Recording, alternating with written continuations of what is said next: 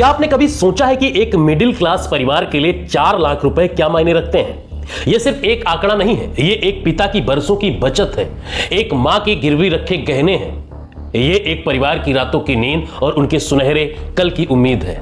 लेकिन आज इस देश में इस उम्मीद की सरेआम नीलामी हो रही है। हाल ही में एआई समिट के दौरान जो कुछ हुआ उसने पूरी दुनिया के सामने हमारी हायर एजुकेशन की नग्न तस्वीर सामने रख दी है। गैलगोटिया जैसी यूनिवर्सिटीज के रोबोटिक तमाशे और उसके पीछे छिपी खोखली हकीकत ने साबित कर दिया है कि शिक्षा अब सेवा नहीं बल्कि एक क्रूर धंधा बन चुकी है। आप अपने बच्चों को इंजीनियरिंग या मैनेजमेंट की डिग्री दिलाने के लिए लाखों रुपए एक यूजीसी अप्रूव्ड प्राइवेट यूनिवर्सिटी में झोंक देते हैं, लेकिन 4 साल बाद जब वो लड़का या लड़की इंटरव्यू के लिए किसी बड़ी कंपनी के दरवाजे पर खड़ा होता है तो उसे पता चलता है कि उसकी डिग्री की कीमत रद्दी के भाव भी नहीं है। क्यों? क्योंकि उस यूनिवर्सिटी का एक्रीडेशन मान्यता ही फर्जी था। यह कोई इक्का दुक्का मामला नहीं है, यह एक महामारी है। यूजीसी की 2024 की इन्वेस्टिगेशन रिपोर्ट चीख चीख कर कह रही है कि भारत में 87 ऐसी डीम्स और प्राइवेट यूनिवर्सिटीज हैं जिनके पास वैध मान्यता नहीं है। फिर भी पिछले 5 सालों में इन्होंने 12 लाख से ज्यादा छात्रों को फर्जी डिग्रियां थमा दी। आज हम इस 1.2 लाख करोड़ के एजुकेशन फॉर सेल मॉडल की परतों को उधेड़ेंगे और देखेंगे कि कैसे राजनीतिक रसूख और भ्रष्टाचार के गठजोड़ ने 2 करोड़ 30 लाख छात्रों के भविष्य को सूली पर चढ़ा दिया है। इस गहरे संकट को समझने के लिए हमें इतिहास के पन्नों को पलटना होगा। 1950 से 1980 के बीच भारत में उच्च शिक्षा मुख्य रूप से सरकारी थी, फोकस क्वालिटी और रिसर्च पर था। लेकिन 1991 के उदारीकरण के बाद हवा बदली, प्राइवेट प्लेयर्स के लिए रास्ते खोले गए। 1995 में प्राइवेट यूनिवर्सिटीज को कानूनी मान्यता देने का रास्ता साफ हुआ। तर्क दिया गया कि सरकारी खजाने पर बोझ कम होगा और वैश्विक स्तर की शिक्षा मिलेगी। लेकिन एक फेटल फ्लो, जानलेवा कमी रह गई। रेगुलेटरी मैकेनिज्म का कमजोर होना। 2000 से 2010 के बीच शिक्षा का एक ऐसा बूम आया जिसने देश में कुकुरमुत्तों की तरह प्राइवेट कैंपस खड़े कर दिए। महज 10 सालों में 200 से ज्यादा प्राइवेट यूनिवर्सिटीज खुल गई। ये संस्थान शिक्षा के मंदिर नहीं बल्कि ब्लैक मनी पैराडाइज बन गए। 2013 में तहलका की एक बड़ी इन्वेस्टिगेशन ने देश को हिला दिया था। गुड़गांव की एक बड़ी यूनिवर्सिटी जो यूजीसी के ठप्पे के साथ चल रही थी और वहां डिग्री महज 10,000 रुपए में बेची जा रही थी। ना फैकल्टी, ना लैब, ना इंफ्रास्ट्रक्चर। जांच में पता चला कि इस यूनिवर्सिटी का असली मालिक एक स्थानीय बाहुबली नेता था जिसने यूजीसी की फाइलों को पास कराने के लिए 2 करोड़ रुपए की लॉबिंग की थी। 2015 में जब सरकार बदली तो लगा कि क्रांतिकारी बदलाव होगा। 21 फर्जी यूनिवर्सिटीज की लिस्ट जारी की गई, लेकिन कड़वा सच यह है उनमें से 18 यूनिवर्सिटीज पिछले 5-6 सालों से हजारों छात्रों को ठग चुकी हैं। यह व्यवस्था की भूल नहीं थी, यह व्यवस्था का अपराधियों के साथ किया गया समझौता था। साल 2018 में जयपुर से एक ऐसा स्कैंडल सामने आया जिसने शिक्षा माफिया के दुस्साहस को उजागर कर दिया। राजस्थान पुलिस ने जब एक प्राइवेट यूनिवर्सिटी के कैंपस पर छापा मारा तो वहां अलमारियों में 3000 से ज्यादा डिग्रियां पहले से तैयार मिली। उन छात्रों ने पहले क्लास अटेंड नहीं की थी, कभी परीक्षा नहीं दी थी। डिस्टेंस लर्निंग के नाम पर यह शुद्ध फ्रॉड था। जब जांच की गहराई में जाया गया तो परतें खुलती चली गई। उस यूनिवर्सिटी का फाउंडर एक पूर्व विधायक एक्स एमएलए था। बोर्ड ऑफ ट्रस्टी में 3 वर्तमान विधायक और एक सांसद शामिल थे।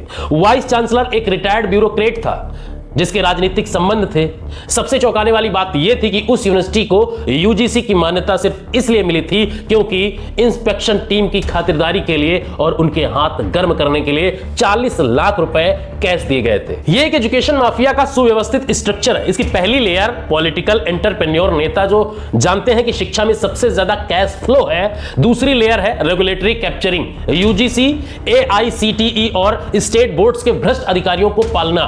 तीसरी लेयर है मार्केटिंग मशीनरी, चमकदार अखबारों के विज्ञापन और करोड़ों रुपए खर्च करके बनाई गई झूठी रैंकिंग। और चौथी लेयर है डिग्री मिल्स, जहां शिक्षा नहीं केवल कागज का टुकड़ा बेचा जाता है।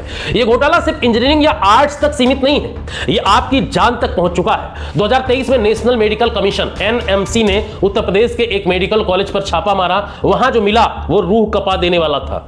350 एमबीबीएस छात्र वहां पढ़ रहे थे, लेकिन पूरे कॉलेज में केवल 20 बेड का एक छोटा सा हॉस्पिटल था और वहां 60% फैकल्टी घोस्ट टीचर थी, यानी ऐसे लोग जो सिर्फ कागजों पर डॉक्टर थे, असल में वहां कभी पढ़ाने नहीं आए। सोचिए कल को जब ये छात्र फर्जी डिग्री लेकर डॉक्टर बनेंगे और आपके या आपके परिवार का ऑपरेशन करेंगे तो क्या होगा। यह सिर्फ आर्थिक घोटाला नहीं है, यह सिस्टमेटिक मर्डर है और इस पूरे खेल को वैधता प्रदान करता है national assessment and accreditation council. आपने देखा होगा कि हर यूनिवर्सिटी A++ ग्रेड का दावा करती है। 2022 में सीबीआई ने नैक के 12 शीर्ष अधिकारियों को गिरफ्तार किया। आरोप था कि 1 से 2 करोड़ रुपए की रिश्वत लेकर किसी भी कबाड़ जैसी यूनिवर्सिटी को A++ ग्रेड थमा दिया जा रहा है। सीबीआई की प्रेस रिलीज नैक ब्राइवरी केस 2022 हमारे सिस्टम के मुंह पर एक करारा तमाचा है। जब जांच करने वाली एजेंसियां ही बिक जाए तो छात्र अपनी फरियाद लेकर किसके पास जाए। आइए अब इस धंधे के गणित को समझते हैं। एक औसत प्राइवेट यूनिवर्सिटी का मॉडल कैसा होता है। मान लीजिए एक यूनिवर्सिटी में 2000 छात्रों का इंटेक है, औसत सालाना फीस 80,000 रुपए है, सालाना रेवेन्यू 16 करोड़ रुपए है। अब असलियत देखिए, पढ़ाई, लैब, लाइब्रेरी और टीचर्स की सैलरी पर ये लोग मुश्किल से 4 से 5 करोड़ रुपए खर्च करते हैं, यानी 11 करोड़ का सीधा मुनाफा। 70% का प्रॉफिट मार्जिन दुनिया के किसी बिजनेस से नहीं है और इस मुनाफे का 40% हिस्सा सीधे मालिक की जेब में जाता है और 20% राजनीतिक चंदे और रिश्वतखोरी में बढ़ता है और 10% हिस्सा मार्केटिंग और दलालों एजेंटों को दिया जाता है ताकि वे और नए शिकार यानी छात्र फंसा सकें। अगर हम उन 180 यूनिवर्सिटीज को देखें जिन पर आज सवाल उठ रहे हैं तो यह आंकड़ा सालाना 1800 करोड़ के प्रॉफिट और 1.2 लाख करोड़ के कुल मार्केट कैप तक पहुंच जाता है। यह सारा कैश, ये पैसा जो है कैश में है, ब्लैक मनी है, जिसे शिक्षा के नाम पर सफेद किया जा रहा है। ये एक ऑर्गेनाइज्ड एक्सप्लॉइटेशन है जहां छात्र ग्राहक और शिक्षक एक सेल्समैन है। ये एक ऑर्गेनाइज्ड एक्सप्लॉइटेशन है जहां छात्र ग्राहक है और शिक्षक एक सेल्समैन।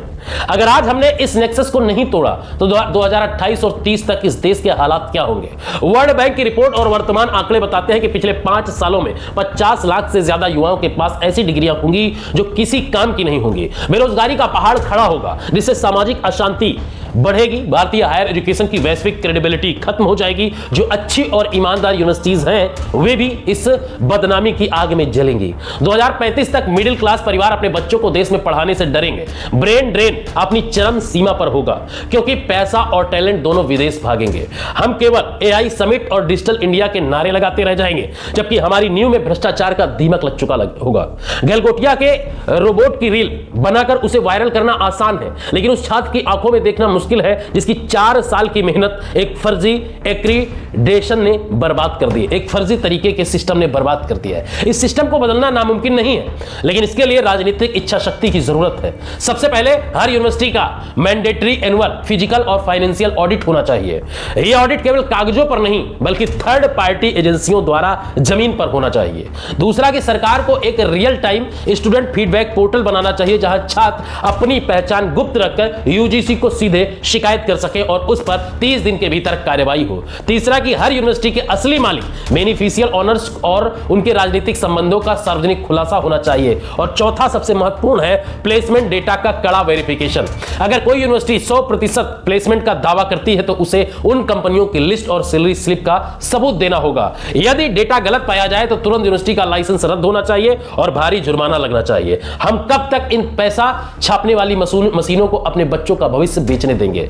हायर एजुकेशन की यह सड़न इतनी गहरी है कि इसे ठीक करने के लिए एक सर्जिकल स्ट्राइक की जरूरत है। यह सिर्फ एक रिपोर्ट नहीं है, यह एक चेतावनी है कि अगर आज आपने आवाज नहीं उठाई तो कल आपका बच्चा भी इसी चंगुल में फंसा होगा। यह शिक्षा की नहीं, एक पूरी पीढ़ी को बचाने की लड़ाई है। उम्मीद है कि जानकारी आपको झकझोर देगी और आप इस पर प्रतिक्रिया देंगे। अगर आपके आसपास भी कोई ऐसी संदिग्ध यूनिवर्सिटी या डिग्री मिल चल रही है तो हमें कमेंट में जरूर बताएं, हम आपकी आवाज जरूर उठाएंगे। फिलहाल मिलते हैं किसी नए टॉपिक के साथ कल, तब तक के लिए जय हिंद। लेकिन उससे पहले अगर चैनल पर नए हैं तो चैनल को सब्सक्राइब कर लें और वीडियो को दूसरों तक शेयर जरूर करें। और आप क्या कहेंगे यूनिवर्सिटी को लेकर कमेंट में अपनी राय देना ना भूलें।